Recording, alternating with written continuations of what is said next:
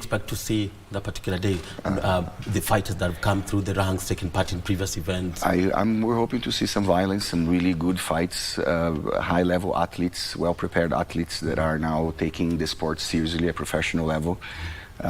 We're hoping to see exciting matches. I think we have Osama and George, which are the two Kenyan stars of MMA at the moment. They already fought internationally, and they're going to be doing their home pro debut, and we hope to see a lot of people there to support the Kenyans in these co-main and main events. I mean, why is this particular league brand, though you'll not be participating on Friday, but why is it important to the fighters? It's important to the fighters because now it gives the professional side of MMA to every Kenyan athlete who practices mixed martial arts. So it's super, super important because now we are now going to another gear now. It's not just the amateurs, now we're going to another gear where now it's professional now. Yeah. Well, has it taken fighters to see such, to see the growth and you know, the progress that the sport has taken over time? So yes, for sure, it's been a struggle for a while for anyone who either wanted to get into MMA, because now with Anza having the events as regularly and now going into professional fights, we are good now, we are set now. Yeah. You say that after the professional bouts, we see what maybe this could be shared by the two of you. Looking at in the continent, right? We just see like a lot is happening in South Africa and West Africa, maybe Nigeria, where the really big events, big promoted events are happening. Would you say that that's the yardstick for even in the East Africa region, especially for Kenya? Exactly, and even we're looking to even do it even better for sure. That's what I was going to say. Exactly. You know, there's a bar there, but I feel like with the quality of the athletes, with the federation support, with our, you know, with KO supporting us, I think that we have the chance to really raise the bar.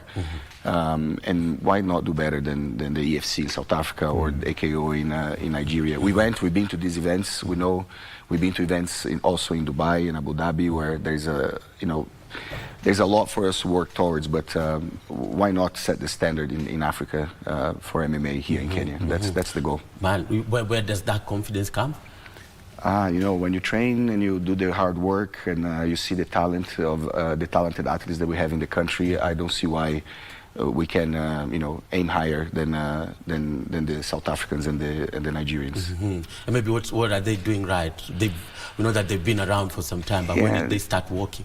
I think the South Africans, they have a very strong amateur league for many years. Obviously, they had one UFC middleweight champion, DDP. Nigeria, they have the numbers. They have, you know, there's a lot of people and some history on combat sports.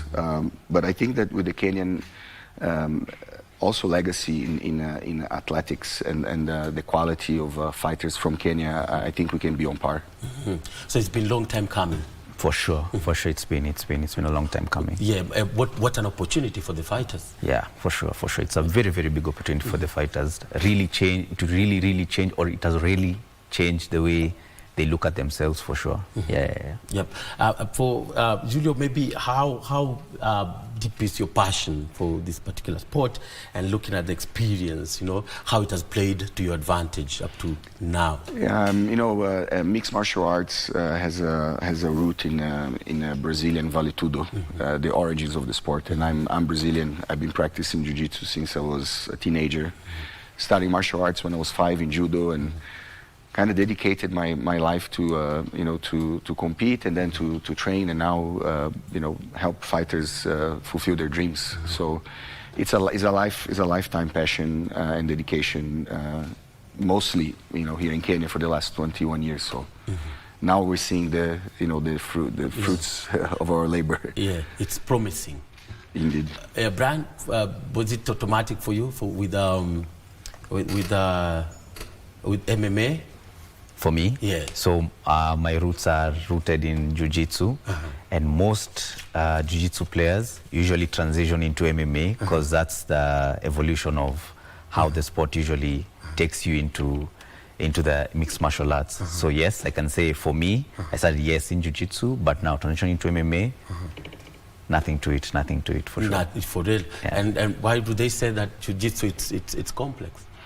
No, I think any martial art is complex. That's the beauty of it, right? There is a level of difficulty and a personal challenge in any combat sports, and I think jiu-jitsu, Brazilian jiu-jitsu or judo or Muay Thai, these are martial arts that challenge oneself, and they're supposed to be, a little complicated. But definitely it's not a gentle art, as the jiu-jitsu means, right? It is.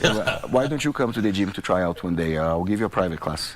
For real, right? Yeah. Then I'll take on one of the... Then you can tell the audience if it's gentle or not. Brian, is it a gentle sport? So yes, it's called the gentle art because whatever you get from whatever philosophical side you get from the teachings, very gentle, but you have to put in the work. So the work is not the gentle part. Yes. Yeah. Yes. But it's all about subduing, resisting. Opponent, yeah. Yes, with the minimum damage to the opponent. That's why the number originates from the gentle art. But it is a combat sport, right? So there is some element of physical stress, if you will. Yes. But after the first few sessions, most people get used to it and they enjoy a lot. Brian, grappling, takedowns, as well as striking, what works for you? Mixing. I like mixing, but I'm more of a wrestler, grappler type style of fighting. Yes. Yes. Julio, how does this, knowing that, of course, there is Brazilian Jiu-Jitsu and also it's all originating from Asia, Japan, and now here in Kenya, Africa. You've been here for quite some time now, since '95. Is that correct? Yeah, so we started disseminating Brazilian Jiu-Jitsu here in Kenya with a few other athletes about 20 years ago. From a judo club where I was taking classes and then started teaching Jiu-Jitsu, to teaching at Coliseum, which is a traditional Muay Thai gym here in Kenya, in Nairobi, to Mombasa Sharks, to One Tribe Jiu-Jitsu. So we actually have a community of athletes now that is growing. Brian heads Chanuka. So we are competitors in tournaments, but we are collaborators to make sure the sports grow and we have more people practicing the art. That's the goal. Culturally, have you been able to integrate it amongst the... I think everybody now, all my Kenyan athletes, our students have become a little bit more familiar with the Brazilian culture.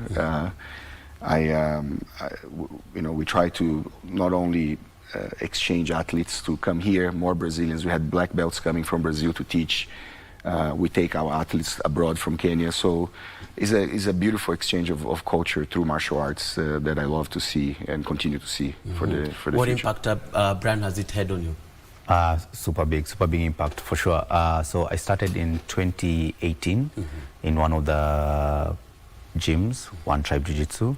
Then did my Jiu-Jitsu journey until 2023. I opened my own space, just a small space, to just train with the guys around where I train. And now we have numbers. And actually, you can imagine, even with employment opportunities, like I'm a coach at Nairobi Jiu-Jitsu, which is one of the biggest Jiu-Jitsu entities in the region. Yeah, so very big impact. Yeah.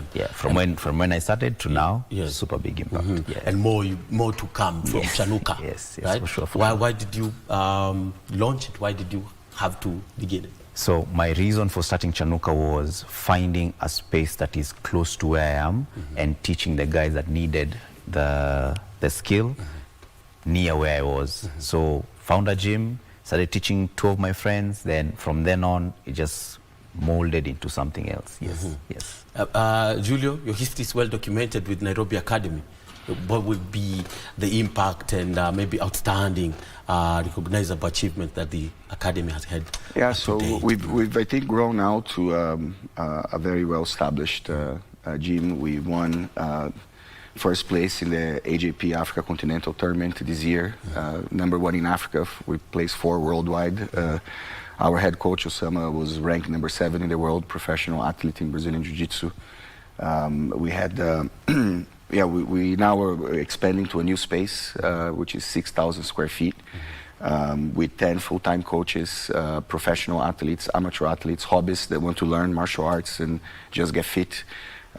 So yeah, Nairobi Jiu-Jitsu Academy has been a dream of mine that has become a reality. So I'm very, very happy that we are in this time for us is critical, right? We have athletes, we have events, we have visibility, and thank you for the support here. Just to spread the martial arts as far as wide as we can, and you know, get Kenyan athletes in the world stage. That's the goal. Why is Kenya first off the blocks compared to maybe what's happening in Uganda or Dar es Salaam? I think there's a MMA Dar, there's a strong presence in Dar es Salaam. There is a Kampala Grapplers Club in Uganda. I believe that we need more, you know, more gyms in the region. I'm biased. I'm going to say that Kenya, we have the strongest team and we have the strongest athletes, but I guess Professor X and the guys from Kampala will think differently. And you know, they're coming on Friday, so we're going to find out in the ring who's the best. I need to have the front seat ticket. You'll be my guest. You know, are you afraid of a cage? There may be some blood coming your way. I hope you're okay with that. I'm okay with that. I want to see it, just like everybody who will be there. Yes, please. Fantastic. Brian, looking at maybe what Julia has just talked about, the athleticism as well as the qualities of Kenyan players. What do you make of that? Is that the reason why maybe we've been off the block fast? Yes, for sure.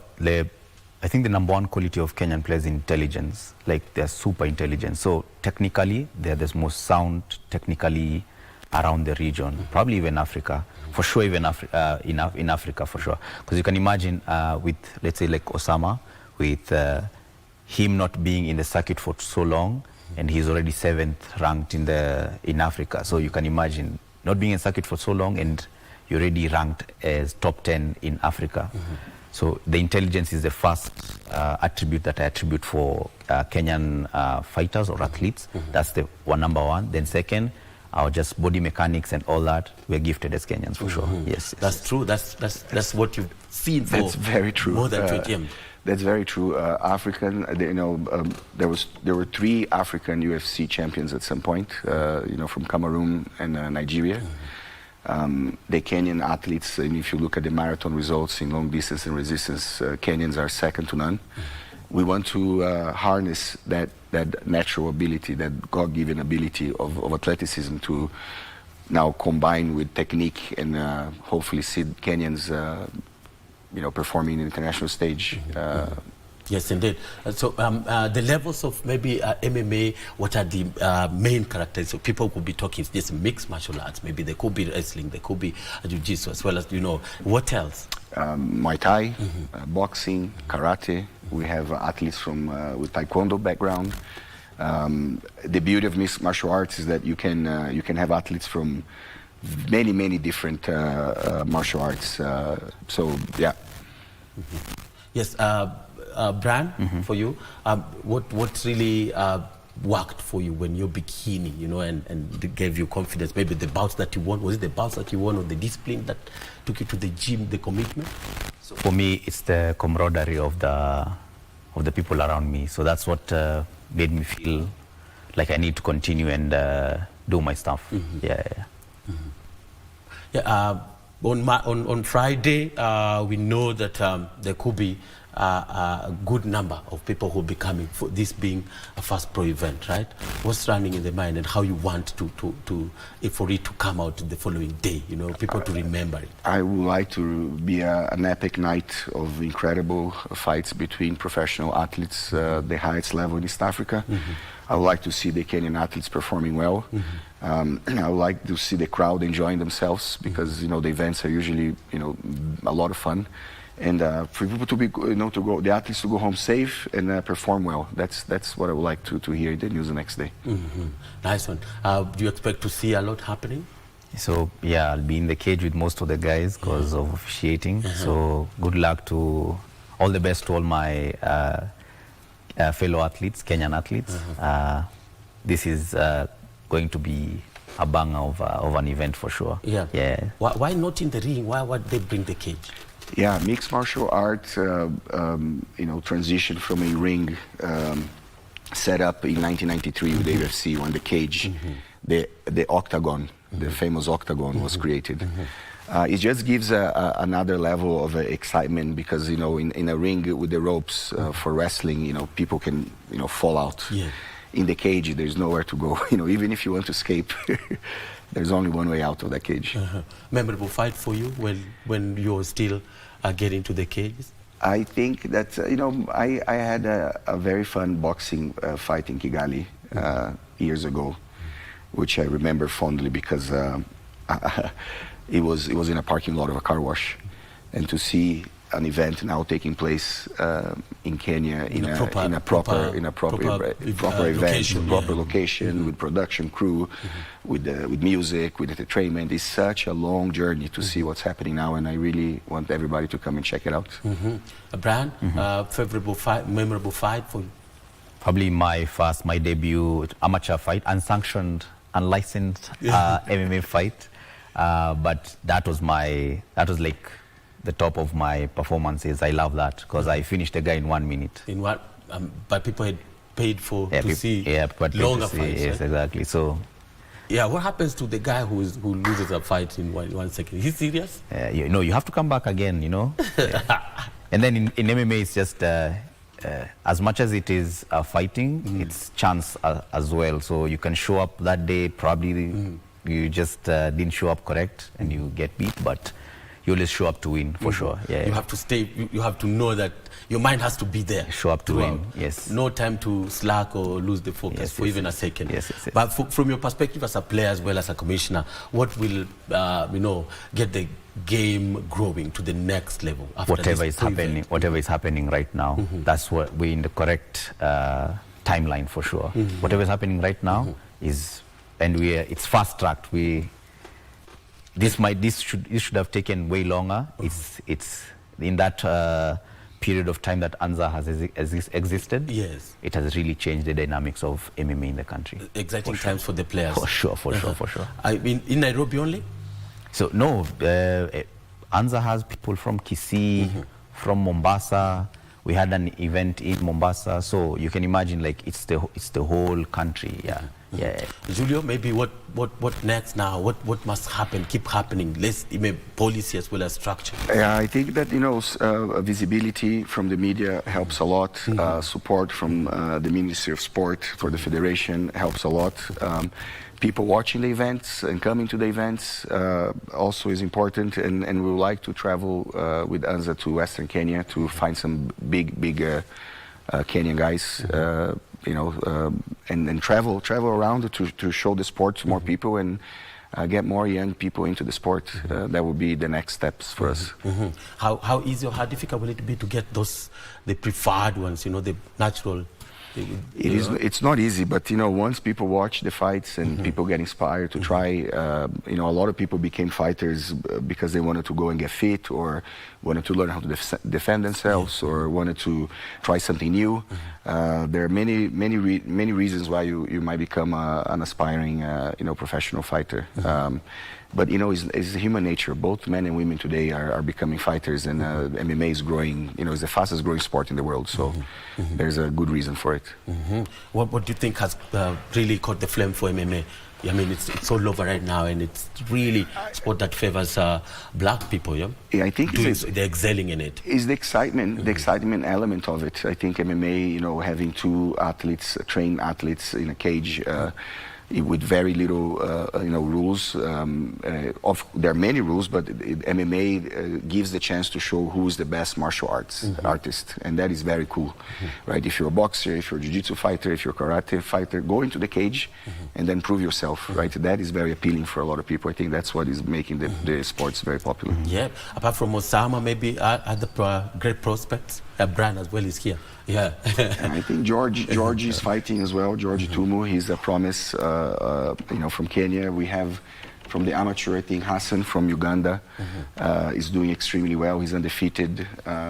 Somebody, what the Chaluka guys, anybody want to mention, Brian? Bobby, Dennis, Victor. We have a number. I would say we probably have about 100 athletes now registered under the federation competing. So we have a lot of talent. We're going to go places, I think. Now on Friday, will there be winning prizes? Would there be? These are professional fights. Yes. These are being compensated. They're being paid. There's win bonuses. There are knockout of the night bonus. There are submission of the night bonuses. KO and Hassel Sasa and obviously Anza are doing a great job in providing a platform for professional athletes to be paid. There are medical checks, obviously, there are rules meetings. This is a professional event and everything that comes with it. You know, the production quality is going to be really, really nice. Yeah, and athletes are getting paid. That's about time. You know, Anza MMA always pay the athletes on time. After your fight, you get your money immediately after. They never delayed payment to any fighters, and that's how we want to set the bar for events in the future. And what gap did Anza see in the promotion before beginning the promotion? I mean, there wasn't any licensed events, right? So the gap was a professionally run licensed event, and you know, they found their niche, and this is our 5th event, first pro, and we're very excited. Yes, indeed. So just like as we come towards the end of the talk, after the Anza MMA on 5th December, we expect to see more fights. Maybe what's the immediate one? February is the next amateur event, and then we hope to announce. They hope to announce the next pro event, which, you know, hopefully is going to be before the Q1 of next year. But events next year, every month from February, amateur and professional. That's what we have on the schedule. Exciting news, Brian. For sure, for sure, for sure. You'll be back in the ring? Yeah. The cage? So probably the next pro event, I'll be there. Okay. Yeah. Glad to see you. Hope to see you on Friday as well. For sure. I'll have the front seat ticket to witness the fights. Fantastic. Yes. Awesome. Thank you so much, Julio. Thank you. And Brian, Shukran. for Thank making you. your time and coming in the morning to speak to us about the mixed martial arts, a growing sport in the country, that with the Anza MMA KO Fight Night that will be happening this Friday. Where? At Broadwalk Mall. in Broadwalk Westlands. Mall. From what time? From gates open at 6 p.m. Fight starts at 7 p.m. sharp.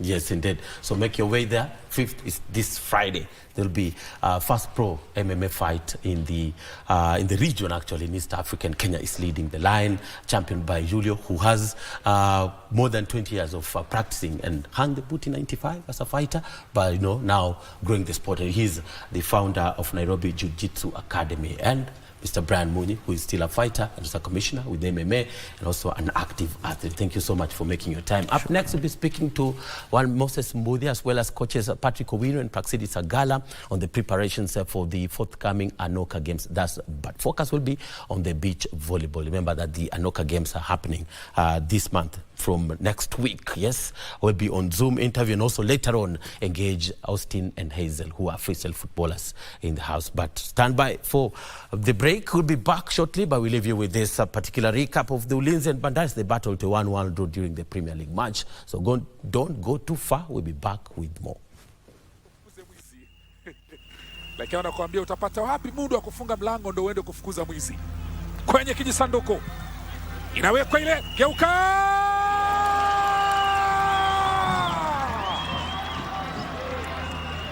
Tajriba inafanya kazi. Ubara wa Masita Masuta utazama goli. Makosi ya Abdalla Hassan nyuma yake. Masita Masuta kageuka vizuri, akaisukumiza chini, ikatambaa kama nyoka. Goalkeeper Levi Sopio anapiga mbizi kuogelea baharini. Bandari inamkatalia, nyuma yake nyavu inatikisika. Clifford anabusicheze mbali. Geoffrey Ojunga inawekwa kwenye line kule. Darius Msaga,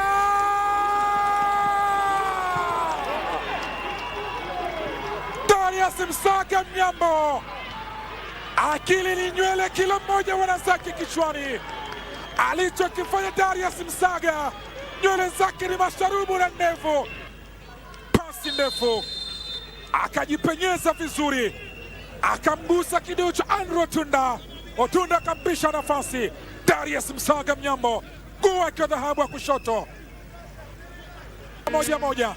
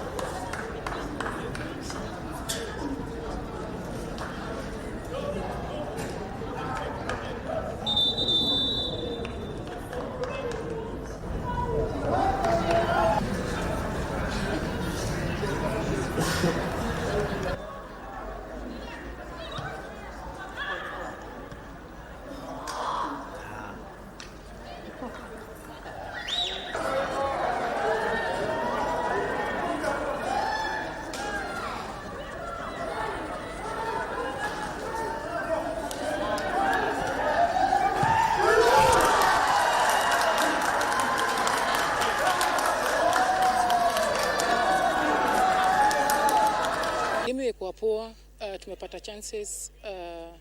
Unfortunately, hatuja give the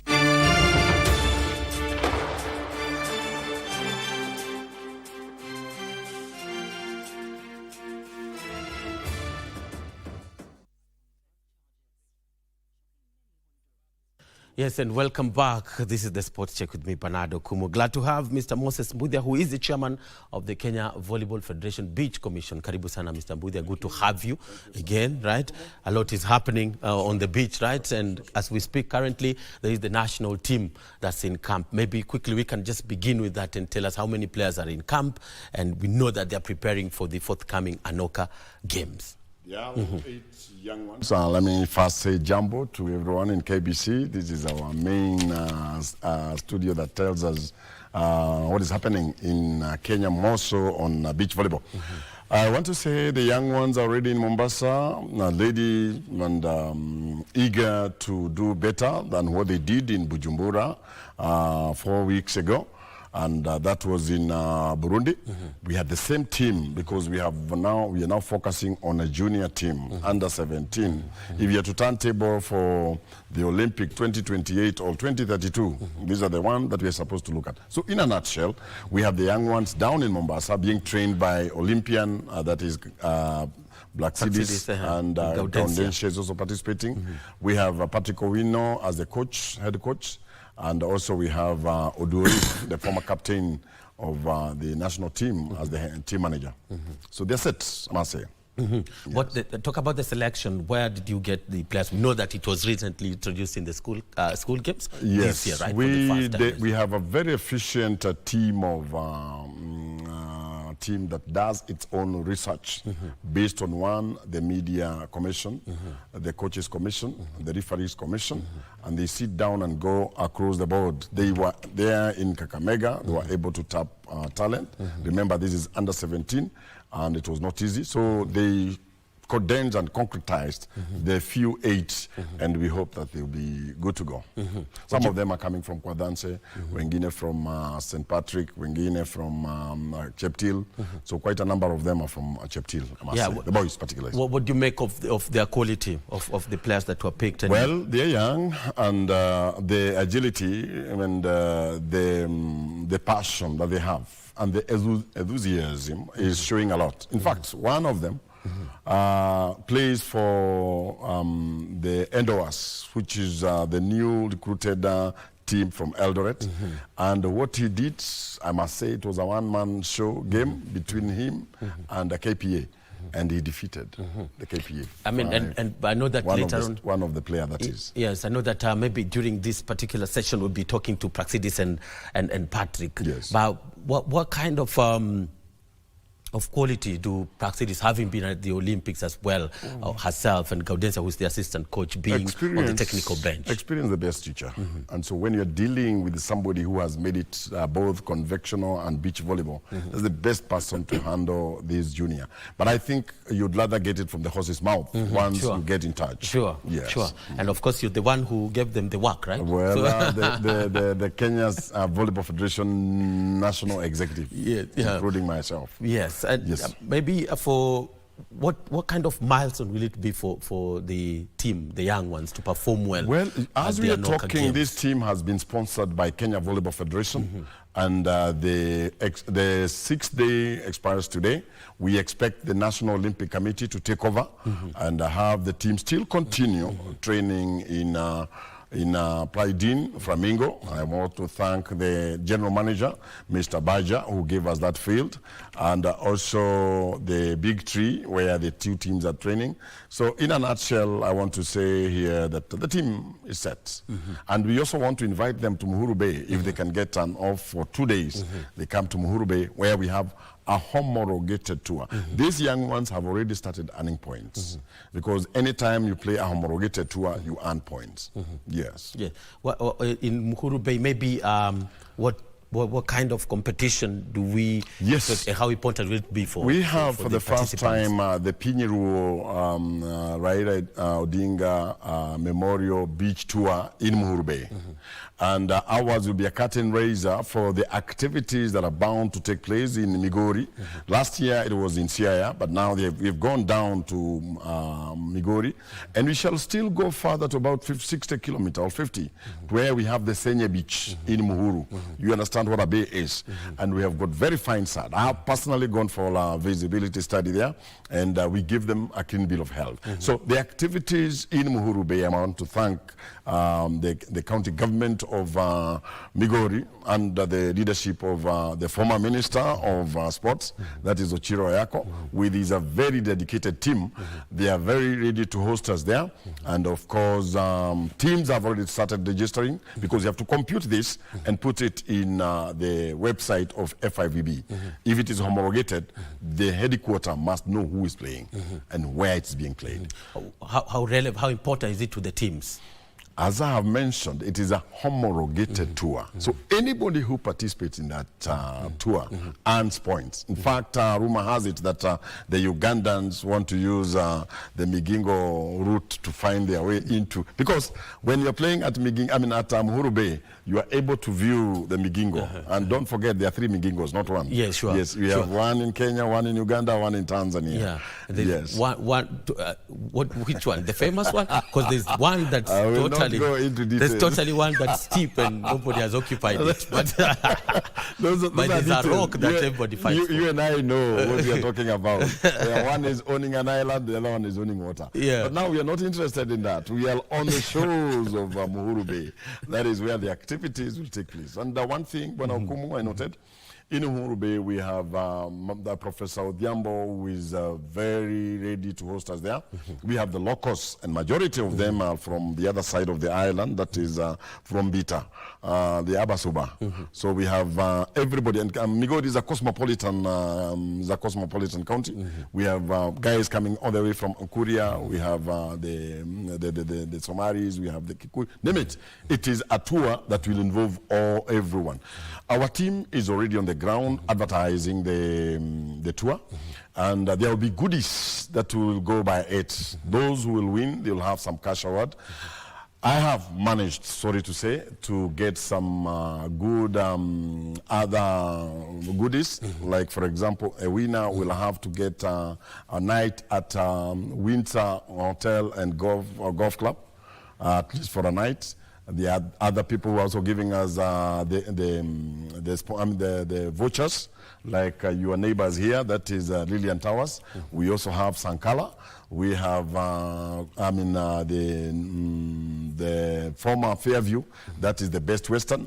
You can see the kind of goodies that these young ones will get. Other than the cash award, medals, we also have, we have to promote the tourist industry, because beach volleyball lands hand in hand with tourism. That's why we are in Pride Inn, we are in Fig Tree, and soon and very soon we shall also explore Diani, where we have the hotels, the Jardinis of yesteryears, and we are going there for a survey. But for now, all roads leads to Muhuru Bay. But for the the technical growth of the game in the region or in Africa. Recently there was a visit by the president, right? Yes. Well, how important are such visits, and how do countries like we Kenya hosted the benefit? president at Windsor, and she was putting up at Marriott Hotel.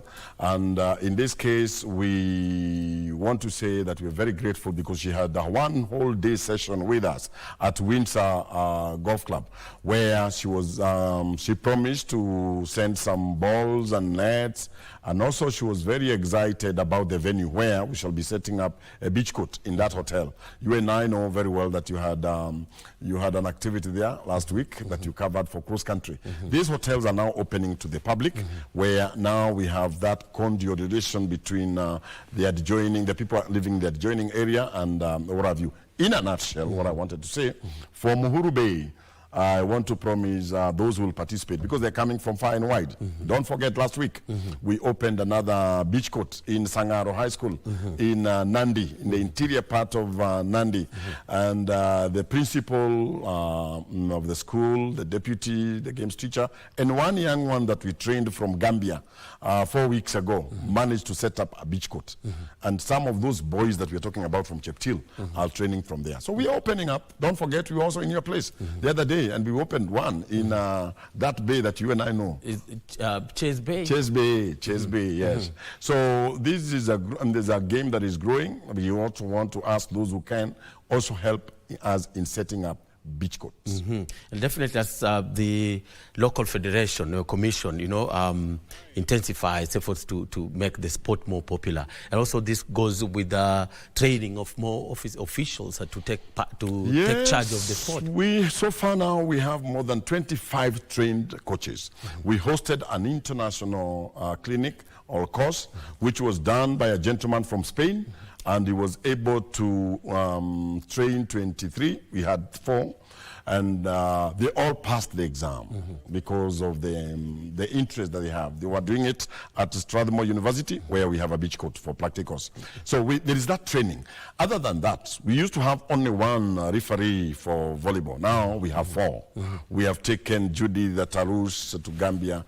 We took the gentleman Boyd in Gambia. We took Mutuma from Moranga to Gambia, and now plus Nzenga. Now we have 4 trained referees. Why is it important? Very important, because like the tour we had in Bujumbura 4 weeks ago, we had to use now Tarus. When you have one of your own at the top there, not that he's going to assist you, but after the game he'll tell you the mistake was A, B, C, D, and we are able to work together. Yes, compared to the rest of the countries that are doing it properly, maybe so well, they Egypt has more than 20 referees. Morocco has quite a big number. South Africa have. Uganda, they have 5. And, we should be asking ourselves, why should Uganda be ahead of us? In fact, the sand that they're using in Uganda, on the side of Masaka, they got that sand from our coastal region here. And I want to thank the conservator at the headquarters here. He has given us the permission now to scoop the sand where we do not interfere with the marine. And soon and very soon, we shall be setting proper beach courts in Nairobi. Yes. And of river, is it River Maliti? River Maliti, that's in Ukambani, where... No, it is called River Kaiti. The River Kaiti. River Kaiti carries a lot of sand from the highland, and it deposits that in Wote, just near Wote town. And for a number of years, we've been hosting it on the catchment area of River Kaiti. And soon we shall also be having a beach tour in River Kaiti. The only time we cannot use it during the rainy season. You and I know what can happen. It floods, yeah. Yes. Sure. For the development of the sport, what must happen apart from having, River Kaiti, taking it to Boombe, Chase Bay? What else must happen? Basically, I think first is the interest. Don't forget that now we have quite a number of these courts all over the country. Nyandarua started by creating 5. We have those that are naturally found, like the case of Senye Beach, and your beach is from Busia. So what we are saying is the interest. Yes, Budarang, yes. Near the Mau Mau town. We also have a very nice, I'm happy that I've traveled. We used to hold Mau Mau. Yes. From Mageta Island. Yes, from Mageta. When they were taken to Mageta Island, they were passing through the Mau Mau town. Yeah, or when they were escaping, they will land there. Now you're talking, and you're taking me back to 1952. But for now, we are talking about Muhuru Bay tour. And one thing that people will also realize, other than playing the game, the economic activities taking place in Muhuru Bay. We have a lot of gold mine in the region. And I think those who are still in school should be able to know these economic activities that we have. We have fishing, yes. We have the gold mine, yes. We have got other activities. And this is also a way of learning your country. Yes, by introducing it into the school games, right? This particular event. Yes. How relevant is it, important is it to the player? I want to thank Mr. Sifuna, our director, who said we have the 5 games introduced in secondary school Beach volleyball was one. And we were given the responsibility of making sure that we have the activity in Kakamega. We did set up a beach court in Kakamega approved school. And I'm happy that even the Muriro University, they are using the ground to train. So we are opening up these things all over the country, so to speak. So to speak. So four players and four women and 4 men team players in Mombasa. In Mombasa, right? Yes. You picked them from school. Yeah, from school, from all over the country. From all over the country, yes. And they're ready to go. This will be the biggest event for the youth, right? That's in the history of beach volleyball. Yes, the commission that you're the inaugural I must also thank the PS Sports because he sponsored this team to go to an international tour in Bujumbura, Zone 5. Yeah, and it was the feedback was great from them. I must say that. Because even the president that you have talked about, Madam Bushra, she was happy about it, and she later visited that country, and she was able to see where they train along the shores of Lake Tanganyika. Yes. Nice indeed. So glad that we have Mr. Patrick Owino, former international, and currently the coach of the boys team that's headed to the Anoka Beach Volleyball. Remember, the Anoka Youth Games are happening from 10th through to the 20th of this month. That's in Luanda, Angola, and Kenya will be participating in a number of events, and one of them is beach volleyball, which has been the center of our discussion today. And let's join in Patrick Owino from Mombasa. Patrick, thank you so much for your time. And looking at the preparation of the men's team and the two teams, how ready are you for the games, Patrick? Well, we are still preparation phase, and so far we are progressing well with the training. We are down at the coast. We are training at Pride Inn Flamingo Beach Hotel. So far, the players are picking up so well. They're responding quite well. And yesterday, we even had some friendly matches with the local teams around here. And they showed the zeal that they are raring to go. So we are doing well so far. Recent trip in Bujumbura in preparing the team for what's coming up in Angola.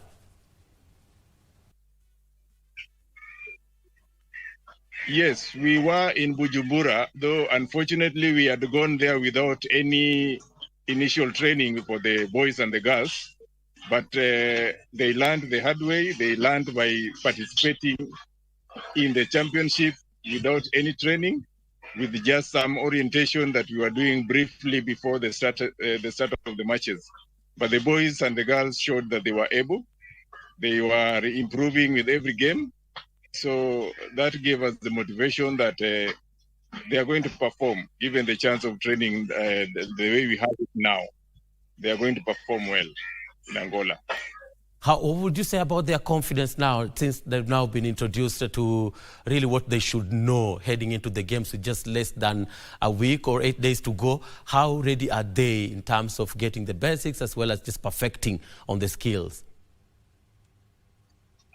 Well, getting the basics and perfecting the skills, I suppose they are very ready, because I can see the improvement day in, day out. As we progress, they are also catching up very well. So that gives me the confidence that we are in the right direction, and we are not just going to participate in Angola, but we are going to compete effectively. How important will it be for you to leave a mark in Angola? Definitely, that is my aim, to leave a mark in Angola. If possible, win both in both categories, both gender. And I know there are competitors who are also good, like Nigeria, Morocco, and maybe others that we've not yet met. But we are equal to the task. We are going to face the challenge head on. Yes, maybe talk about the players that you have in the squad and how you got them. What qualities do they have, and how confident are you with them? Well, the players we have in the camp are basically students from different schools. We identified them first based on the skills and ability in the volleyball and the heights, so that we just convert them and give them the beach volleyball skills that they need to perform well in beach volleyball. So I have 4 boys from 3 boys from Teptil High School, one boy from St. Patrick's 10, one girl from Kozirai Girls, 2 girls from this school in Machakos, which is always a powerhouse in volleyball. I'm forgetting the name, but it's this popular school in Machakos. And one did not make it to come. So we are having 3 girls, out of which we'll make a team of 2. Each gender will produce just one team each. That is 2 players from each gender, and that is what will form the team that will go to Angola. How important is it for the team to camp in Mombasa for your training before going to Angola, to Luanda? It is very important because in Mombasa, it gives the real beach volleyball conditions. That is the sand, adequate sand, the wind situation, the sun, and the heat. So they are well prepared under the right conditions of the beach volleyball that we are going to meet where we are going to the competition. And what's your target while at the games? What do you think will make count for the team, for Team Kenya? My target is obviously the podium finish. If I don't go for the position 1, at least I should be on the podium. So that is what we are aiming at with our preparations back here in Mombasa. And as a former international, how relevant and key will be your experience in guiding the young ones to the top? Well, I've had a remarkable experience because I've guided a similar team before in the Commonwealth Youth Games that were held in Trinidad and Tobago some 2 years back. And they performed so well, they just narrowly missed the bronze medal, having beaten serious teams, big names like the Britain and the like. Yes, and thank you so much, Mr. Patrick. We wish you all the best as you and Praxidis keep sharpening the skills of the Kenya women and men's team ahead of the youth games. Thank you very much. I'm honored to have this opportunity to be interviewed on your state channel. Thank you. Thank you so much. That's Patrick Owino, the head coach of the men's, the boys team that's preparing for the Anoka Beach Volleyball Championship. You know, that's happening from 10th to 14th to 20th actually of this month. That's in Luanda. So, Mr. Mudias, we come to the end of the discussion. Yes, that's the highly trained coach we have. Actually, he sponsored himself to Abuja in Nigeria, and now he is highly rated. Apart from that, being the captain of the national team, and number 2, he's the one who made us win the silver medal in Rabat in Morocco. So he's equal to the task, and he's a very humble man. We were with him in Sangaro, where we opened the beach court, and he was able to talk to those boys in Sangaro. Yes, a key cog in beach volleyball. Yes. Yes. Now Muhuru Bay, there we come, and we are telling you, expect a big number from Siaya, from Kisii, from Kisumu, from all the adjoining counties, and also the national team will be flowing there. Quite a number of our athletes have said even if they're not sponsored by their company, they will sponsor themselves because these are just two. Yes. So we expect them. For the county government of Migori, we want to thank you for the organization with Coca-Cola, where you organized a road tour. We want to thank the other companies that have been able to help us in one way or the other, like Indomie. We have Kenchik. We have Merisho School. They have been able to give us some gifts. And also the hotel that I've mentioned, case in point being Windsor, because they have given us vouchers for the winners. I mean, if I don't say that. So, so Muhuru Bay, everything is set. Which dates? This weekend? This weekend. But for the chairman here, he has to leave a bit early to make sure that everything is set to avoid an embarrassment. We don't want to look like bulls in a shop. It has never happened, so it can't happen today. It can't happen today. But thank you so much. As also you oversee the preparation of the youth game, of the youth team that's in Mombasa currently. We've just spoken to Mr. Patrick and all the best. I also thank the gentleman, a young man like you, the manager of Flamingo Pride Inn, Mr. Baja, who gave us that venue. Sometimes it's good to say these things. Very key in helping the team get its target. Thank you so much, Mr. Mbide. We hope to see you when you'll be with the youth team here. You bring the accolades and the titles and the trophies as well from Uhuru Bay. Up next, we'll be speaking with Hazel and Austin, the freestyle. It's all about freestyle football after this short break. So stay with us on the Sports Check.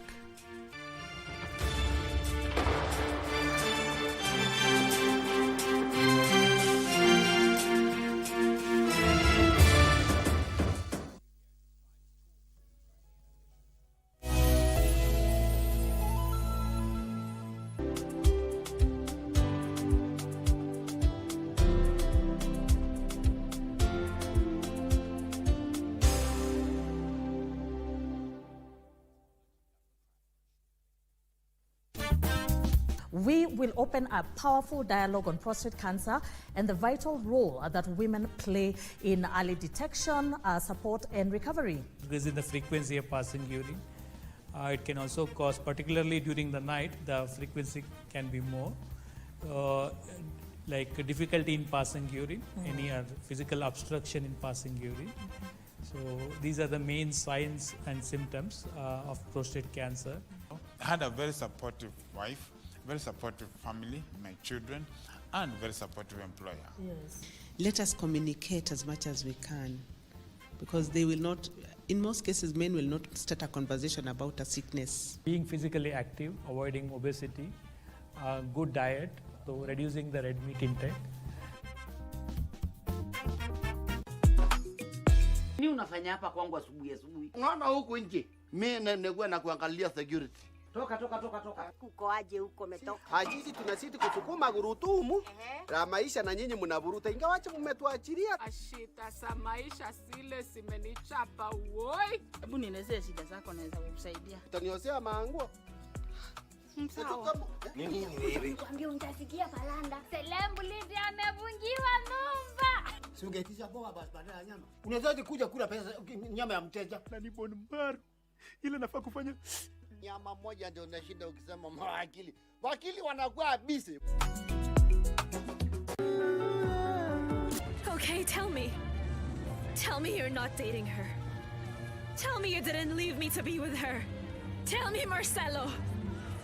Marcelo is such a good and honest man. It's obvious that he's hiding things, Aunt. Very important things at that. Okay, but what kind of things? Just put my mother on the line, Rafaela. I think your mother is asleep. I don't care if she's sleeping. Wake her up, and if she doesn't answer, break down the door. This means that Marcela belongs to me, and I'm not going to let your stepdaughter destroy what the two of us built together. I can't stand this anymore. I can't stand it. Nora! Nora!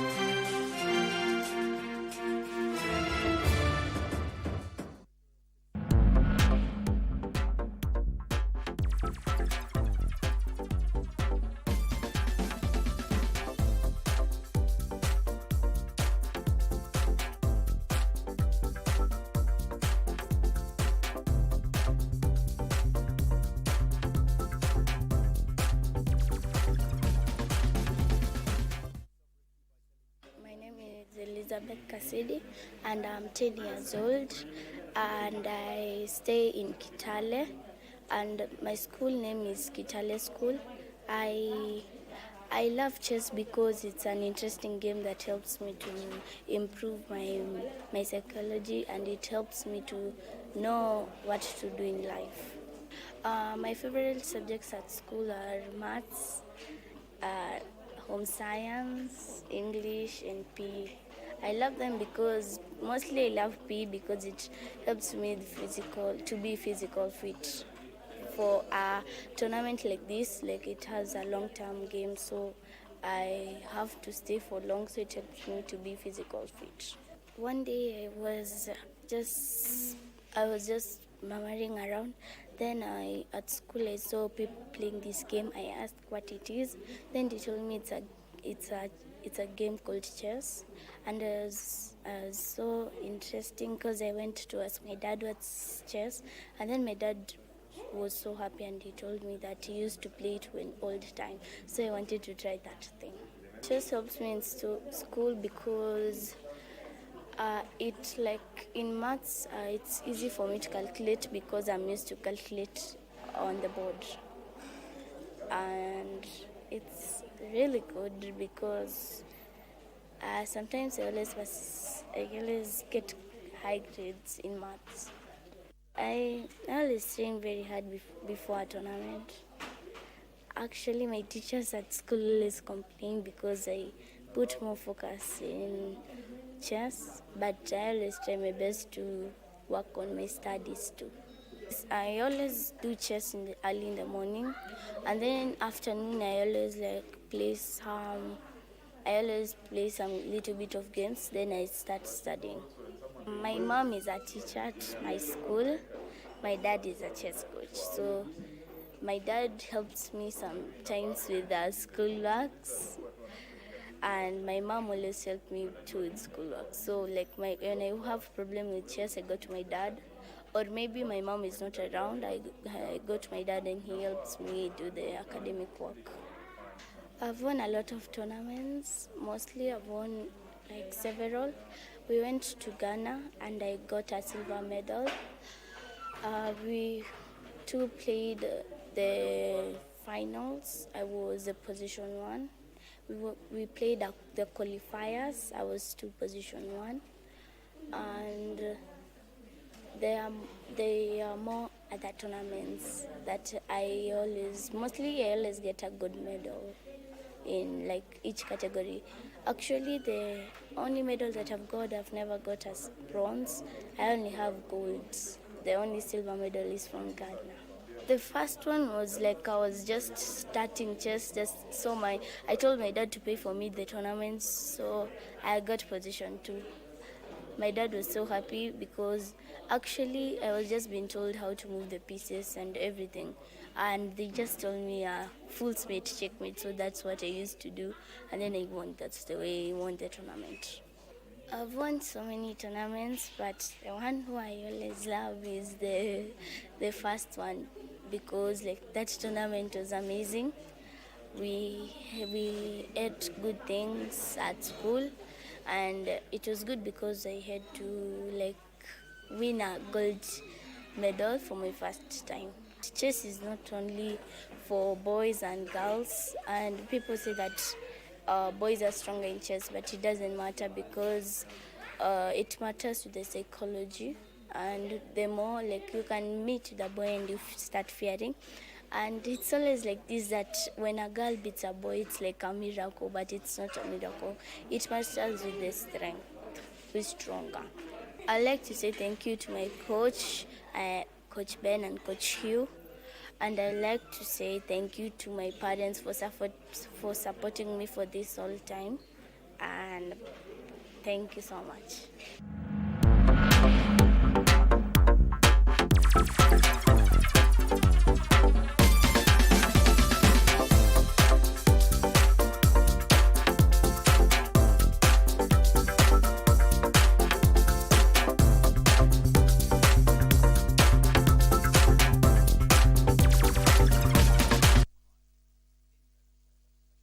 Naondoka na mali uzuri sasa. Wana faida idadi ya wachezaji. Ansel Ochieng. Ansel Ochieng. Alechia fataki uzuri, ilikuwa na kasi kule. Na mpira ulikuwa hujapaa, unabusu nyasi tu. More.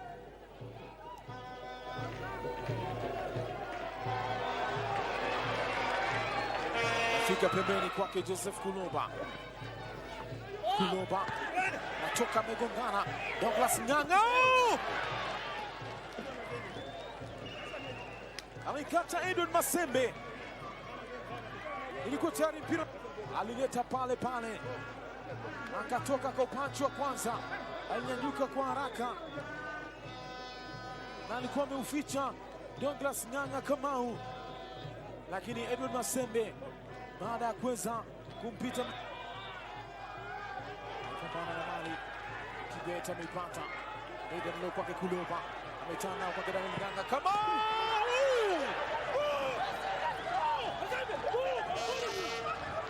Mwanasembe anakwenda kupewa somo ambao bora walichanja uzuri.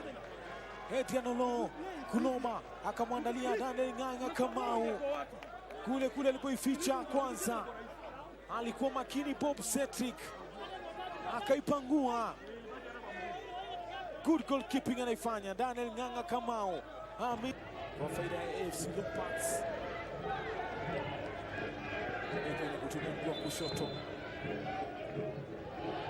utashika Jafet Lihanda Mzungu. Kadi nyekundu kwa Jafet Lihanda Mzungu. Ndio ameonekana kwa alichokifanya. Pia mara mbili alikwenda kusukumwa kenda paka chini upande wa pili. Akapiga nia mpira akiwa naye Chris Wilunda, kagadhabika na kumrushia kabisa mpira. Lakini labda tukio hili la Citibank kwa kutegemea counter attacks ambazo hazijalipa pakubwa kipindi cha pili. Chris Mshaibu amecheza mpira kwa mkono katika nafasi nzuri kwa mpinzani. Lakini anasema mpira ndio ulimfuata, hata yeye hakutarajia. Lakini Silas Mote na kadi ya njano tayari. Na Idris Mshaibu anakuwa kadi ya njano. Na baada ya kuangalia buku lake ameona kuwa yes, alipatia dakika 46 kadi ya kwanza, na kipindi cha pili hichi dakika 93 anakula kadi ya pili, wakati ambapo anakwenda kuruka hakuona kabisa, lakini mpira ulimfuata kwenye mkono wake Idris Mshaibu.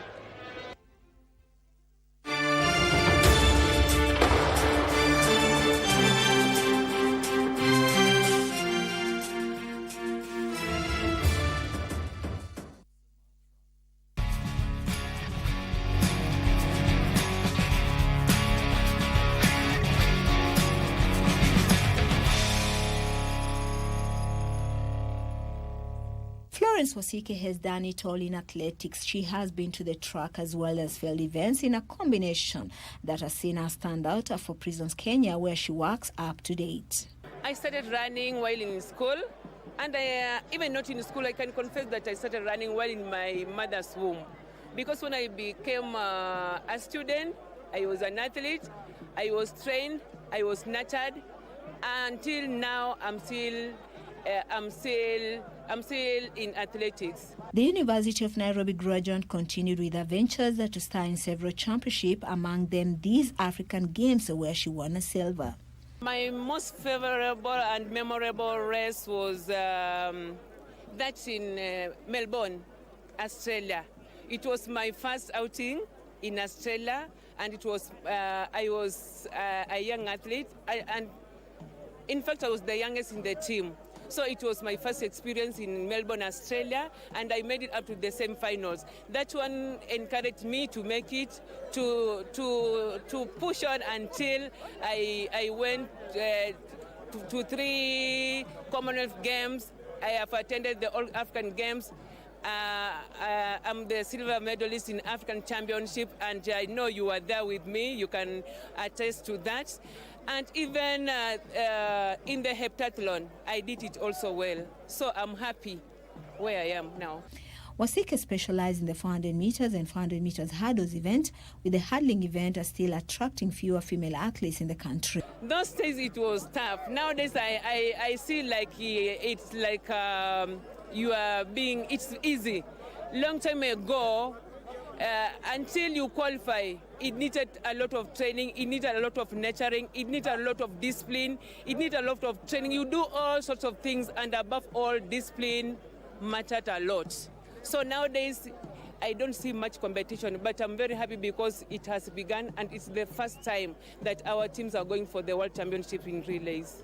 And she went further to compete in the enduring combined events, namely the heptathlon, which includes 7 events, namely the 100 meters hurdles, the high jump, the shot put, 200 meters run, the long jump, the javelin throw, and the 800 meters. To be an heptathlete, it needs discipline, it needs perseverance, and commitment too, because in heptathletes a lot of events. It's a combined event thing. It's a 7-event thing. You need to run, you need to jump, you need to throw. So it's upon you to plan well how you are going to master all the techniques, when you are doing a jumping event, you are doing a throwing event, or when you are doing a track and field, a track event that's running. So it depends with your mind and your coach that is leading you to all this. The heptathlete is still active in the Masters, where she boasts of 4 gold medals from Tunisia. I'm still in athletics, doing okay as a coach and as a technical official at the same time. On the other hand, I'm a Masters athletics. That's the age of 35 and above. You run according to your age category. Like lastly, I'm a defending champion in Spain. We are the world championship in Masters in 4x4 relay, and I'm happy for that. In Tunisia, I captained the team to Africa Championships. I got 4 gold medals in Masters. In all in 400 meters hurdles, 100 meters hurdles, and both relays, 4x1 and 4x4. So I'm happy. So long as I'm working, I still create time to go and train, knowing that I'm still an athlete, and I need to nurture and I need to aspire to inspire again to get good athletes like me. Her passion for the relays was evident when Team Kenya qualified for the World Athletics Championship in Tokyo, though they didn't manage to make it to the medal brackets. We are happy because as legends, we were once there and we know what it takes to be in national trials, to be maybe chosen to be among in the national team for the World Championship. So I'm very much optimistic that as sprinters in Kenya now we have become and we are there. Long time ago, we were not recognized, but now we are there. They have started recognizing us. They have started to realize that there's talent in Kenya in sprinters. But she's not worried, for the sprinters have started to relive the glory of the yesteryears when the legendary Charles Sasati, the late Roberto Uko, Julia Sang, among others, rolled the truck. I feel happy, and I'm looking forward that those younger things that are coming up, I just praying that they're going also to persevere. All the pains in training, all things that are needed in training to become a lecturer or to become someone to be noticed. You need to persevere in everything. I'm just hoping that we are going to get more heptathlete or more combined event athletes to represent our country outside there. The Kenya Prisons officer is also optimistic a service will arise again, as they used to, with the likes of newly crowned World 800 meters champion Lilian Odira making headlines. Championship record that has stood since 1983 has gone. It was too fast on the first lap, and Lilian Odira has sent the Kenyans in the crowd into raptures. They have won it, but not the athlete they were expecting. Odira waited, and she struck at just the perfect time. That was a race for the ages. And it's Lilian Odira who goes away as the champion of the world over 800 meters. What a brilliantly timed run by the Kenyan. The athletes are there, but what we need is good planning, and planning early. Everything starts early, and recruiting the athletes that are supposed to be recruited well. When we do everything in a nice way, then the results will be shown. I want to talk to my fans, to the public, that let us not lose hope. There's still time. It's not over until it's over. So we can start up again and come up like prisons like we used to be. It's not late. Florence Wasike has proved beyond a doubt that you can juggle motherhood, academics and sports and still excel at it, as women athletes have proved of late, with record-breaking ventures as recorded by 4-time World 1500 meters champion and record holder Faith Kipyegon, her Prisons teammate and new lady on the blocks Lilian Odira, the world marathon champion Perez Jepchirchir, double Olympic and double world champion Beatrice Chebet, who stole the headlines in Tokyo, just as they have been doing of late. Is trying ever so hard, but it's gold again for Beatrice Chebet. The Olympic champion becomes the world champion. The world champion is Perez Jepchirchir. Ethiopia takes second with Tigst Assefa. When it comes to major championship marathons in Tokyo, it's Perez Jepchirchir again. Okay, as a female athlete, there are a lot of things you are struggling with. You are a mother, you are an athlete, maybe you are an employee. All all these things, but we as women, we are talented, we are blessed because God created us so to multitask. So we know how to multitask.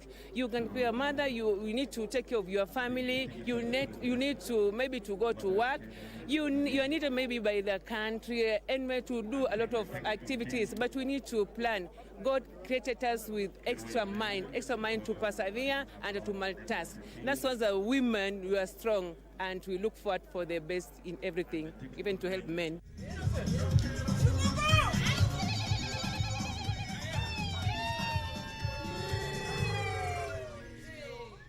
You heard it from Florence.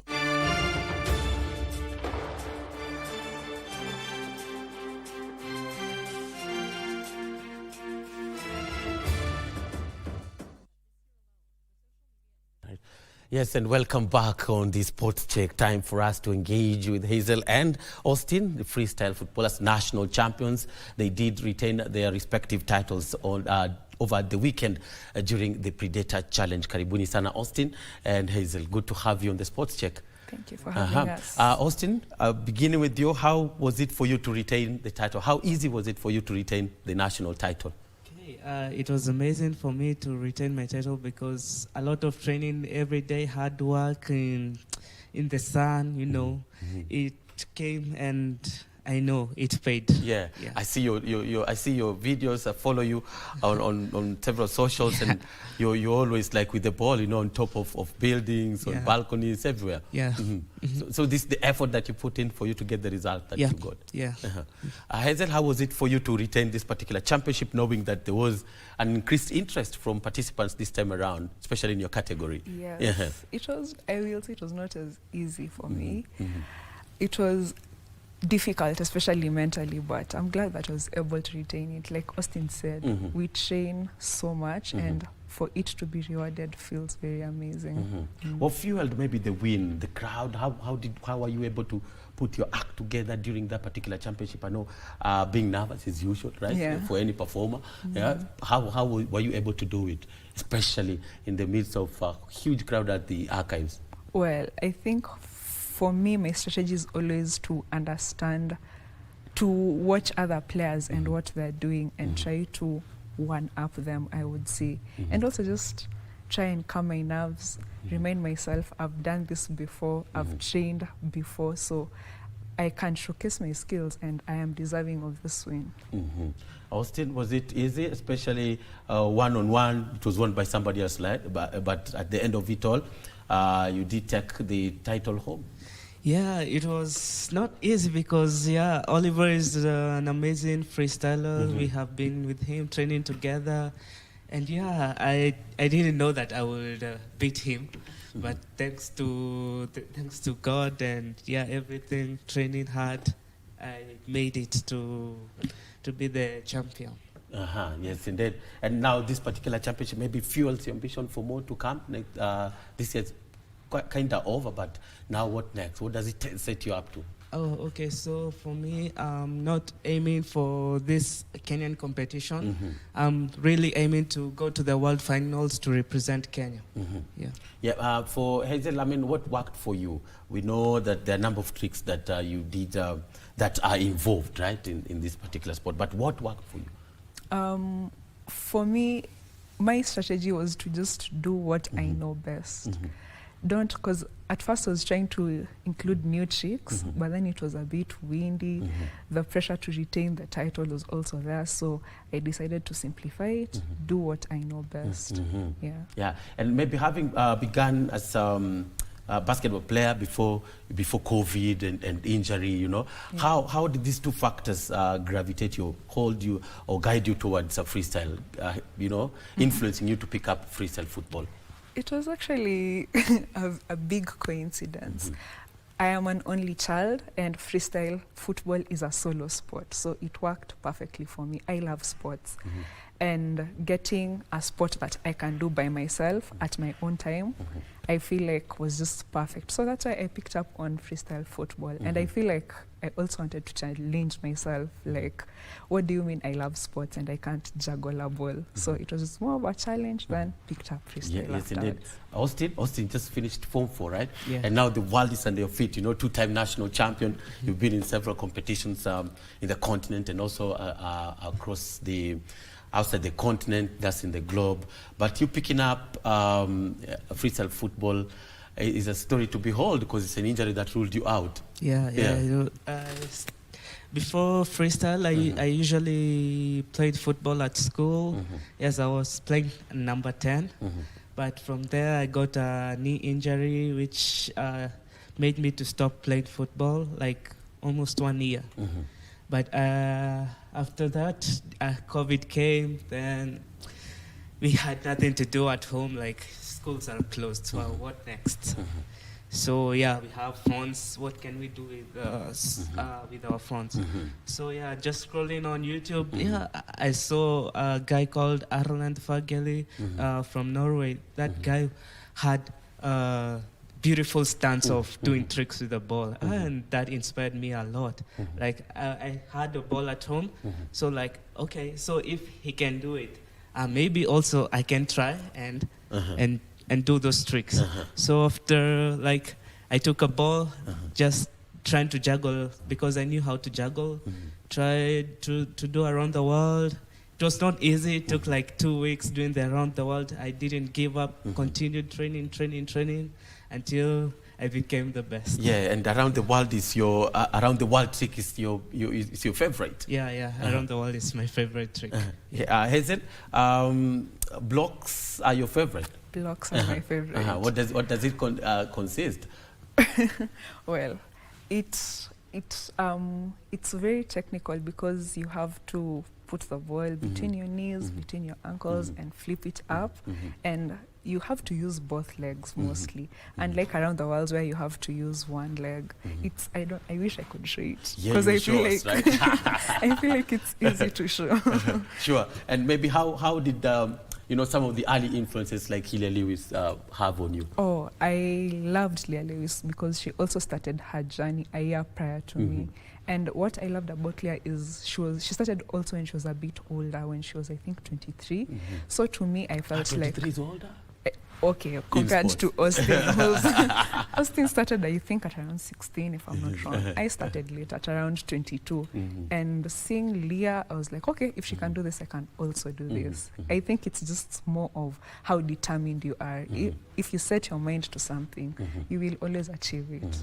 Yeah. Austin, how do, just on the same nerve about the influence and Ali, how you met this particular sport, we're talking about maybe Brazil could be the biggest player, biggest number of players who, we can copy and see what they do in the field is just magic, But Neymar, and Ronaldinho, what kind of influence do they have, especially in this sport in the world, and to you? Okay, so for me, I think I also watched Neymar's video. Yeah, he was amazing. Like, he has a better control. So like, I think also Neymar was doing also freestyle football and also football. So like, how can I put it? Yeah, I think Neymar is good in freestyle and also football. Yeah. Nice one. And for Hazel, this freestyle is not just a sport, it's your like a tool to advance some cause or tool of expression to you. Yes, I feel like it's very important to use your voice because of our sport, which is more of an expression of self. I feel like it's also very important to share a message, use your voice. So like, I'm glad that I've been able to use freestyle to speak about gender-based violence and many other things, promoting women in sports. It's very important to use your voice, and I'm glad that I can use freestyle to use it. Yeah. Have you been able to see the impact, and maybe you've also engaged yourself in mentoring the future? Yeah, I have seen the impact, and I think especially, how can I put it? It's important to have discipline as well, and I feel like with freestyle, it's easy to mentor young kids to have discipline and be consistent, because freestyle is something that takes a long time, and it builds discipline. Yes, and you need to be on point, right? Yeah. You need to be disciplined.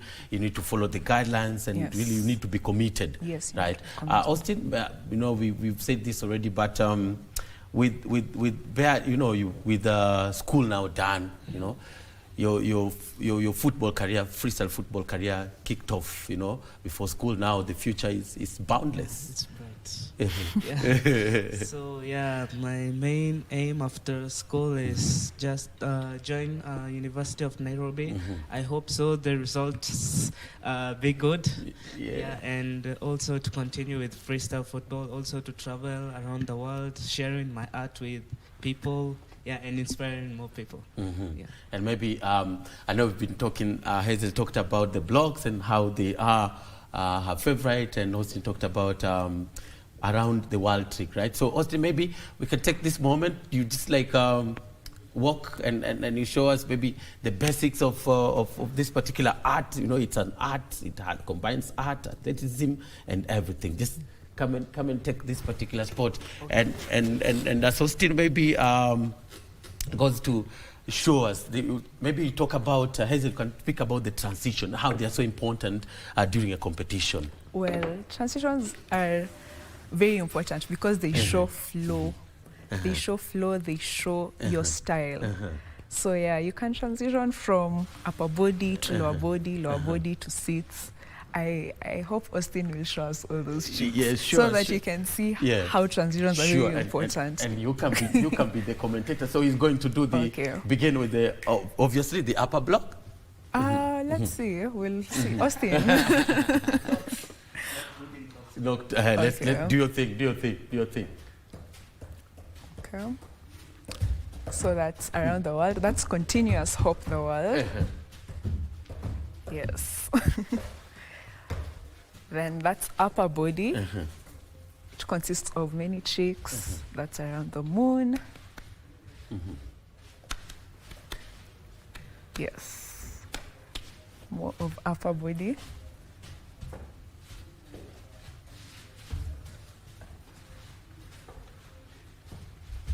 And then he's transitioning to seats, so that those are seats.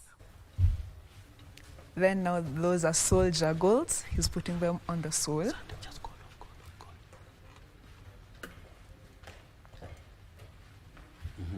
Yes, Hazel, go on. Tell us. Yeah, so that those are soul juggles. They're really hard to do. And they're an ab killer workout, I will say. So maybe the transition, how best should it be? And maybe we can talk about, you know, like in football, there is weaker side, there's stronger side. Does it also happen in this? Yes. Transitions are very important. Austin, could you please show us that transition? Yes. And maybe on your better side, on your yeah. Okay, I'll just do all of them. Let's go. Okay, so now he's doing lowers, as you can see. Let's wait for his transition. Okay, then continuous around the world, which is still a part of lowers. Yes. Now those are blocks, my favorite. Now that's a transition. You've seen how he's moved from the lower body to the upper body. He's been able to connect. Yes, and that's maybe a skill that you get after rigorous training. It depends. Wait just a minute. Then he's transitioned from upper body to seats. Now you see it connects the tricks very easily. There's that smooth. It makes them smooth. I mean, and yeah, transitions are not the easiest. Yeah, and that's why they judge you from, right? Exactly. Yes. So that's Austin with great performance there. That's why he's the national champion. That's why he's the national champion. Yeah. So what do you consider this? Get it? What do you consider when you're on the weaker side? Okay, when you're on the weaker side, I feel like you have to do what the other person cannot do. You have to do tricks that the other person cannot do. So like me, myself, I know among the women, no one can do blocks. And that's why I thrive on blocks. I try to do blocks as much as possible. That's in the country, right? Yes, that, of course, that's in the country. But we won bronze in 2024 Africa Championship, so it must have been great for you. What I mean, looking at how you were was it in Algeria? Yes. Yes. You participating then, coming back on finishing on the podium, and now here you are. What do you see about the growth of the sport back here? I feel like in Kenya the sport is growing. Last year we were 3 participants. This year during the national championship. Yes, during the national championship. This year we are 6th. In Africa last year we were around 13. This year we were 17. So I love the growth. I love that the sport is being exposed, and I hope we're doing a good job in exposing it and showing. I feel like the most important thing are the rewards. You go participate, you're given your reward. I feel like that's very motivating to other people. Yeah. Bringing in more people will be interested to know that they could be coming for the awards, but again, the number is growing. The numbers are growing, right? Austin, what's the focus there when you're in the field and you have to do your thing? You know, like. Do you have a routine? You know where to begin? You begin with the uppers, then transition to something else, or it's what comes? Okay, so for us, like each round we have 30 seconds, and for the first round, I know which trick I can do because I've already written the things which I'll do. Like let's say for lowers, I'll do like the best skills for I have the Hope the World. The Scholars, the Magellan niche. After that, we go the second round because the judges usually look, for the first round, you've done these tricks. Second round, you need to do another trick. You don't repeat the same tricks that you did for the first round. The second round, you go to uppers after uppers with acrobatics. The third round, you need to change another skill, do another tricks. So that's how the judge usually looks at, and those gives you points. And number of competitions in the country, and how that's good for the sport, especially like the Predator Challenge, the National Championship. How important are such events? I feel like such events are very important because one, like we've mentioned, growth of the sport. Secondly, of course, reward, because you always, like athletes, runners, you have several marathons in a year, right? So it's important for also us to have competitions. In Kenya, this year we've had 1 competition, same to last year. And so we hope that we can have at least 2 competitions a year. I feel like, first half and second half of the year. Also, do you share the same? Okay. On the number of competition, how they are crucial to the sport? Yeah, I think the Predator competition has done us well. Like, the first thing, we get prize money. The second thing, we get recognition because that's all us freestylers need to get to be recognized by other companies, you know, and also the people. And the third thing is like we get to be known, not here in Kenya, but also with the organizers of the WFFA, like the president who is known as Danwood. Yeah, sure. And I mean, your biggest moment, I think, this year was after having met you guys, was your involvement in Chan, right? Yes. I mean, how important was it for the sport? Well, first, I want to connect the two. We got the opportunity to do Chan because we were last year's champions. So I feel like winning last year gave us this opportunity. That's one. 2, I feel like freestyle football and football are in one family. Different expressions of the sport, and it shows the beauty of the sport. It shows that football can be a beautiful sport regardless of how you express yourself. So yes, it was, I think, a really huge achievement for the both of us this year. Austin, did it make you feel like you want to do it more, and even like now, let's be having such events at every, you know, if not in major matches in the country like Mashemeji Derby, but in every Premier League match? I think these competitions has really inspired me to continue working hard, because I know that like, just one day, I know that Kenya will also go to the world finals to compete with other amazing freestylers. Yes, man. And maybe looking at your experiences, I know you've been in a number of competitions in Europe and back in Africa, where I'll say that it's fully embraced. You know, they've really integrated with the art, culture, and music as well.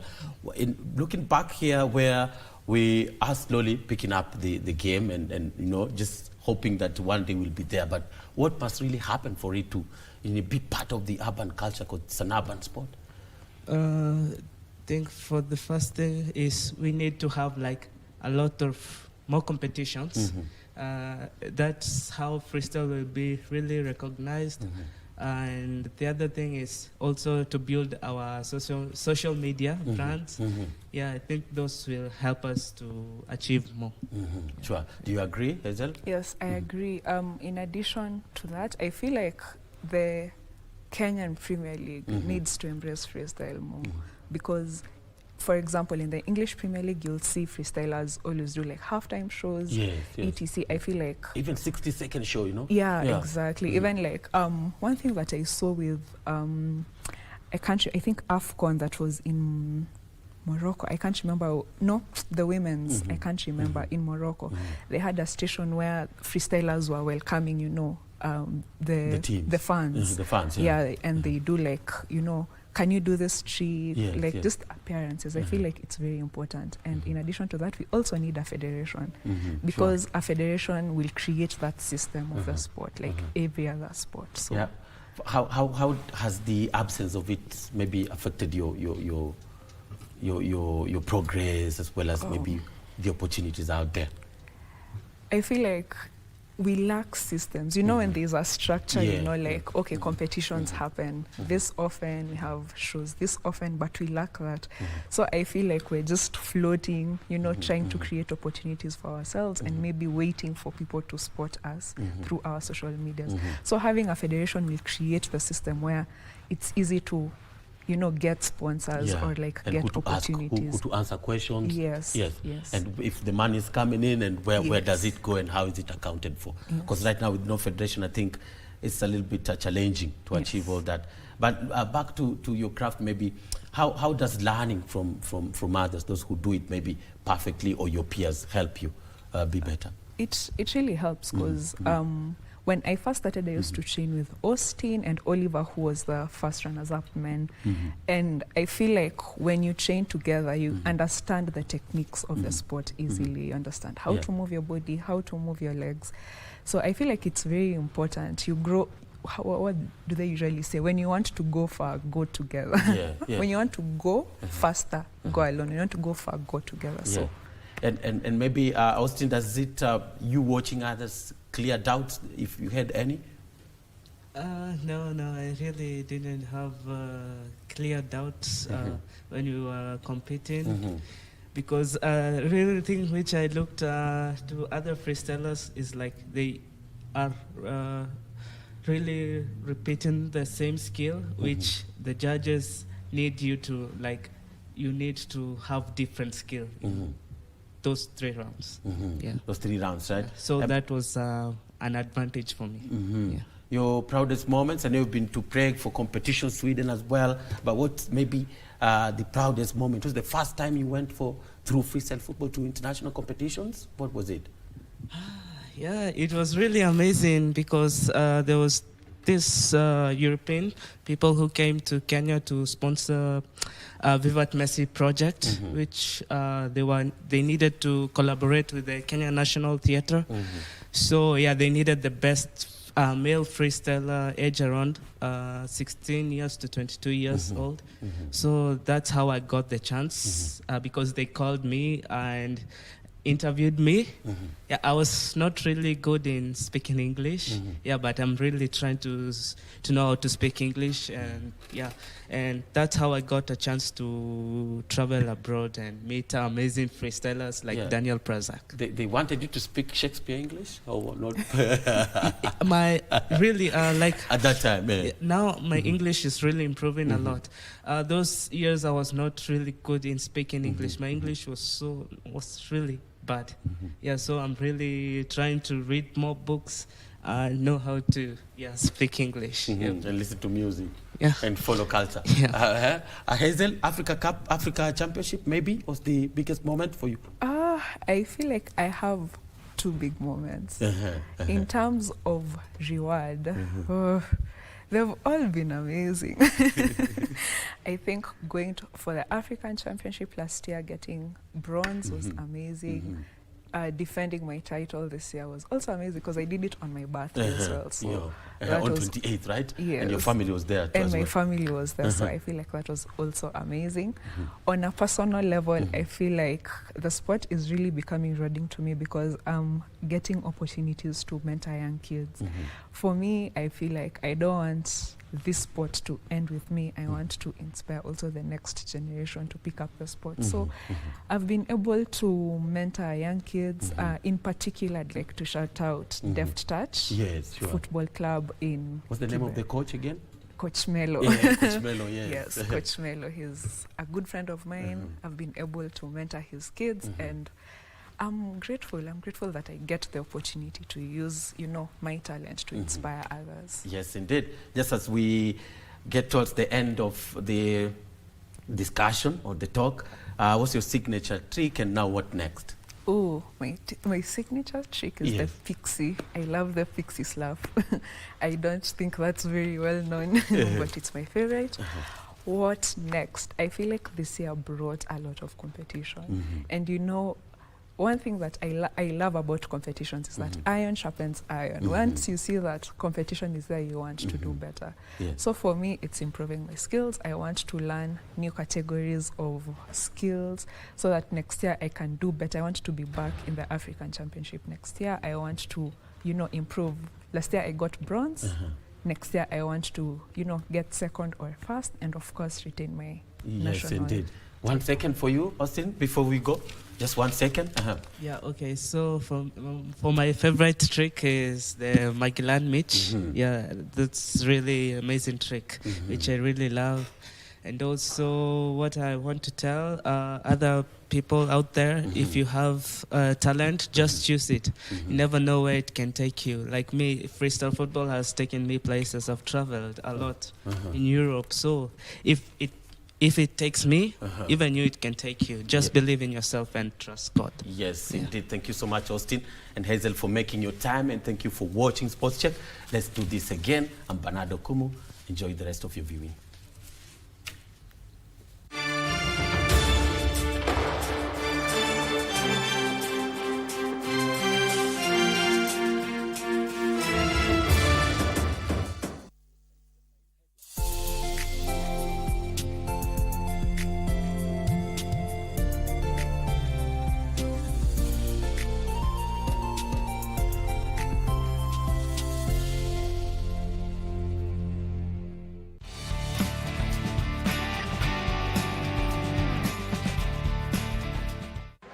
What a shocker of a start. The man who was born into an athletics-mad family, his mum was He rode the track and fell before the likes of Usain Bolt were conceived. Frederick Carlton Lewis, or Carl Lewis, was the fastest sprinter in the world in the 80s who could jump to top the world rankings thanks to his athletic upbringing in Alabama, where he was born in 1961. I have so many people to thank, I can't even think of them all, but of course it's my family and my track club, Santa Monica Track Club. And there's no way I could have done it without Leroy, because Leroy set the tone for the whole year. He's been a dear friend to me. He's acted the same when he's won. He's acted the same when he hasn't. And I thank my manager, just everybody involved, because I couldn't have done it without anybody. And the one last thing I want to say is I just want to tell my father this one's for him.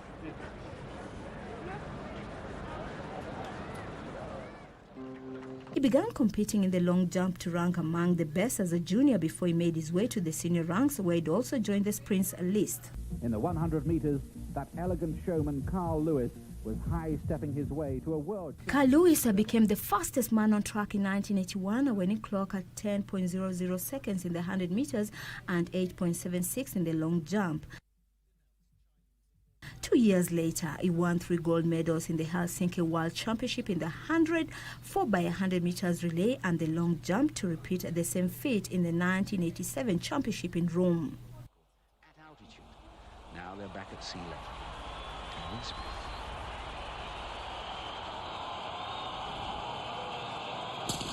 And they get away this time. And Calvin Smith got a tremendous run. And Emmett King in lane 2 is ahead of Carl Lewis, I must say, at the moment. But Carl Lewis suddenly comes back and streaks for the line and gets there first. Well, Carl Lewis was down at 18 meters. Calvin Smith was up and Emmett King was up. But the man came good on the day, and really, he streaked for the line.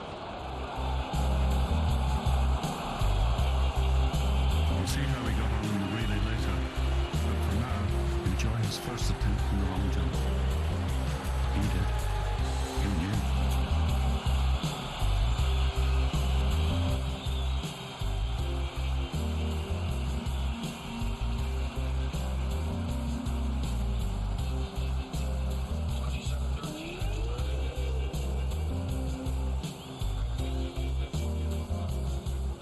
Taking notes was 18-year-old Heike Dauter, Dressler-to-be of the GDR.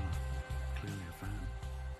She'd be competing against... Stadium holding their breath, and Carl Lewis's parents and sister here watching, and Emmett King is going superbly in lane 3. Emmett King safely into the hands of Willie Golf. Look at this international hurdler go against the world's best sprinters.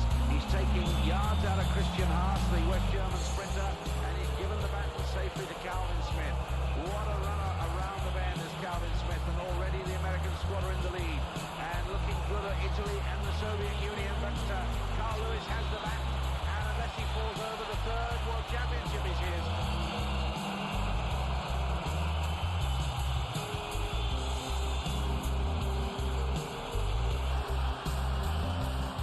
Fabulous stuff from the Lewis Brigade in Finland.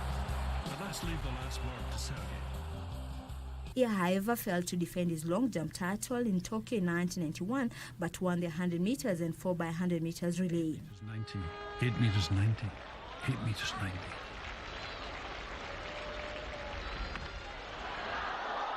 Well, that's going to be very close indeed.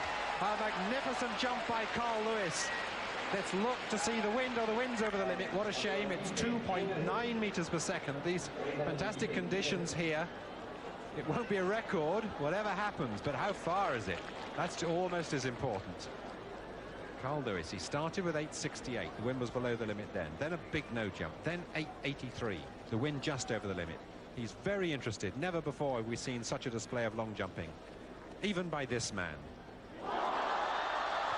8.91, the longest long jump in history. What a shame that wind is a little over the limit, but that is undoubtedly the greatest jump we've seen. It doesn't have the advantage of high altitude like Bob Beamon had, and Carl Lewis has produced the jump of all our lifetimes. 8 meters 91. Mike Powell, so unlucky in the previous round to be denied a huge jump by a marginal no jump. Now what's this one going to be?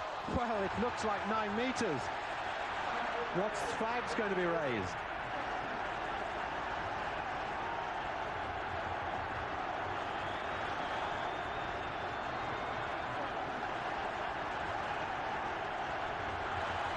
And he's being beaten. It's 8.95. Bob Beamon's world record has been smashed by Mike Powell.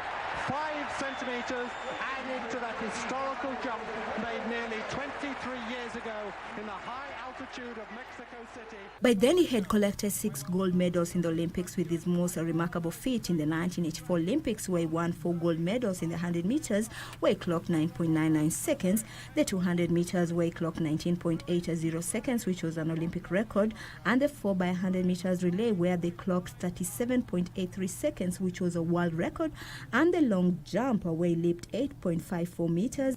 To win other gold medals 4 years later in Seoul in the 100 meters and long jump, and the 1992 long jump and 4x100 meters relay, and the 1996 Atlanta Games long jump, for a total of 9 gold medals in the Olympic Games under silver.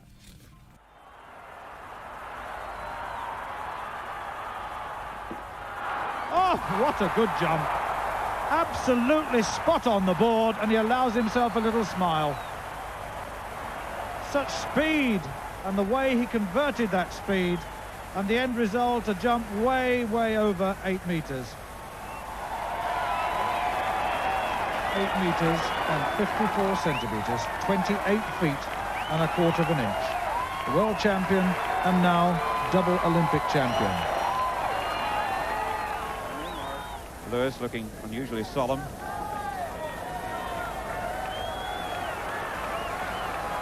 So they settle down for the start of the Olympic 200 metres final. What an adventure for Addy Maffey of Great Britain, 17 years old, and finds himself now at the Olympic final with his idol, Carl Lewis, in front in lane number 7. Set.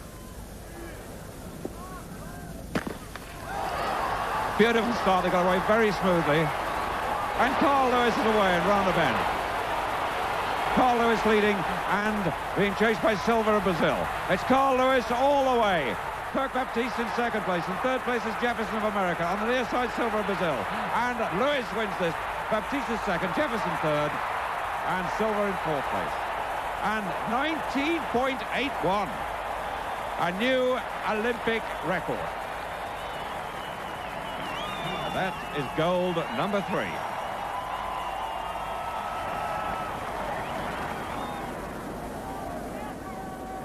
Set.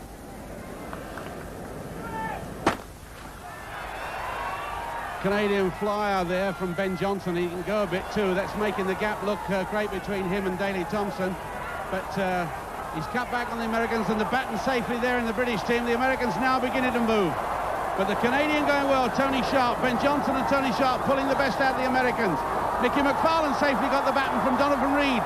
But inside him, France have closed up. And they've got to go some if they're going to be amongst the medals, but America are home and dry. And the big man has the baton. And history is being made. On he comes, Carl Lewis. On the inside, Jamaica from Canada, and then Italy, and then West Germany, and then Great Britain. We were 7th. 37.84 is a new Olympic record and world record. A superb squad of Grady, Brown, Smith and Lewis, 4 of the greatest sprinters the world has ever seen.